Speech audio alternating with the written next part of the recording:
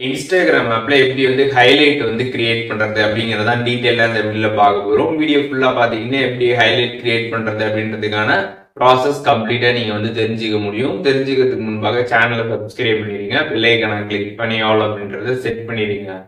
வீடியோக்குள்ள போலாம்.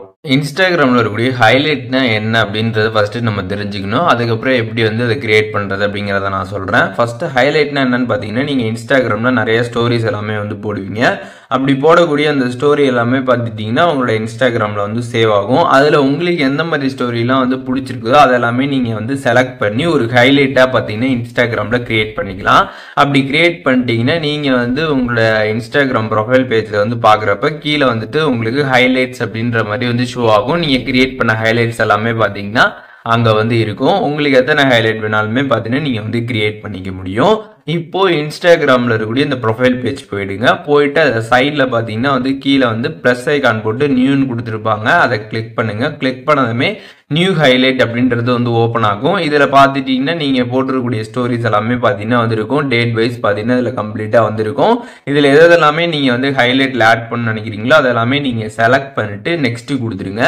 ஒன்ஸ் நீங்கள் நெக்ஸ்ட்டு கொடுத்ததுக்கப்புறம் பார்த்தீங்கன்னா ஹைலைட்டோட நேம் வந்து கேட்டிருப்பாங்க. என்ன நேம் நீங்கள் செட் பண்ண நினைக்கிறீங்களோ நேம் நீங்கள் வந்து வச்சுக்கலாம். வச்சுட்டு அதுக்கப்புறம் பார்த்துட்டிங்கன்னா இங்கே வந்து எடிட் கவர்னு கொடுத்துருப்பாங்க. அதை கிளிக் பண்ணிங்கன்னா நீங்கள் என்னென்ன ஃபோட்டோ வீடியோ எல்லாமே ஸ்டோரியிலேருந்து எடுத்து ஆட் பண்ணீங்களோ அதோட அந்த இமேஜ் எல்லாமே பார்த்தீங்கன்னா வந்து வரும். அதில் இருக்கக்கூடிய ஏதாச்சும் ஒரு இமேஜை பார்த்தீங்கன்னா நீங்கள் கவர் ஃபோட்டோவை பார்த்தீங்கன்னா வந்து கிளிக் பண்ணி வந்து வச்சுக்கலாம்.